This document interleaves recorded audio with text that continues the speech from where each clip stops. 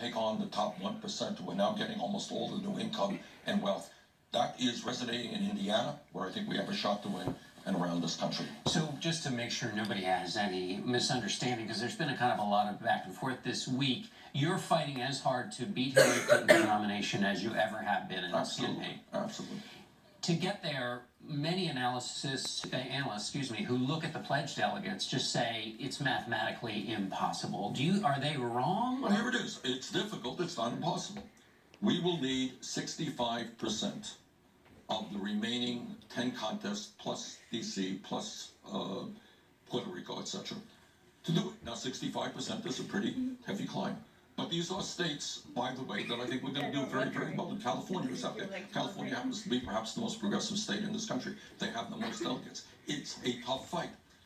But the other point that we will make again is that if the Democrats want to defeat Hillary Clinton, if they want the campaign that has the excitement, the energy, the young people, a large voter turnout, I think our campaign is that campaign. Your campaign relies, it seems to me, very heavily on this idea of winning by superdelegates. In talking to your supporters over time, before, months ago, they said superdelegates were unfair, it was anti-democratic, but now the Sanders Victory March relies on superdelegates. No, John, no, that's not the point at all.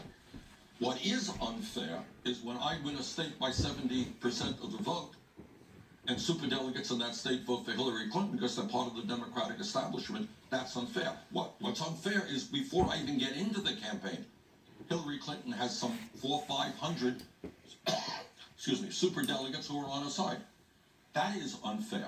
But it is not unfair to say to these superdelegates, to say, okay, look, you want to defeat Trump, capture the White House, not give it over to some right-wing Republican, take a look at which candidate is better suited, according to virtually every national and statewide poll, to defeat Donald Trump. And I think I am that candidate. And what if a superdelegate is thinking about going to you, but Hillary Clinton won their state? Presumably they should stick with Hillary Clinton. Look, there's not a rigid rule. But I think, if you win, Hillary Clinton wins with 53% of the vote. She won Illinois by a point or two, sure. But when a candidate, whether it's Clinton or myself, she demolished us in Mississippi, I think the superdelegates should support her in Mississippi. But when in states like Colorado and in many other states, Utah, etc., we win the overwhelming majority of vote, I think those superdelegates should go with their state.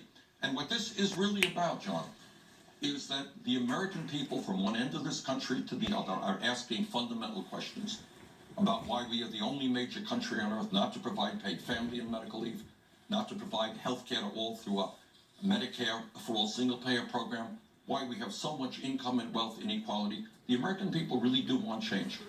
And people who want change are going to come out to vote. A large voter turnout means Democrats win. What's your response to your colleague, Senator Jeff Merkley, who supported you but said that if there's no viable path for you, that you should unify and that the party needs to be unified? Well, of course the party needs to be unified, and it will be unified after the convention in July. But this is what I believe. I believe that it is good for American democracy when we have a vigorous debate on the issues.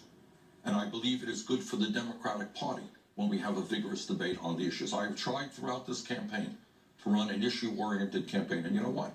Sometimes it's hard with the media because you guys are more interested in political gossip than the real issues facing the American people.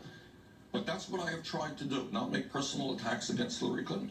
And I think we're going to continue that debate as to which candidate is representing working people, which candidate will demand that the wealthy and large corporations start paying their fair share of taxes, that we make public colleges and universities tuition-free, that we address this global crisis of climate change. I believe that we have to impose a tax on carbon. Secretary Clinton does not. We have a lot of differences of opinion. The American people should hear that.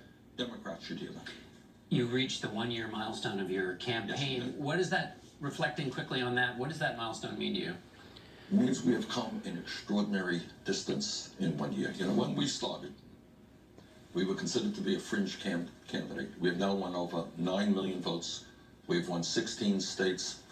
We have won in almost every contest a majority of people 45 years of age or younger, which means that our ideas are the future of the Democratic Party.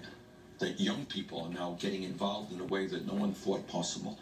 I think what's going on now, people are looking at the status quo, John, and they're looking at the status establishment, and they're saying, as a nation, we can do much better. We need real change. All right, Senator Sanders, thanks for being with us. My pleasure. We'll be back in 1 minute.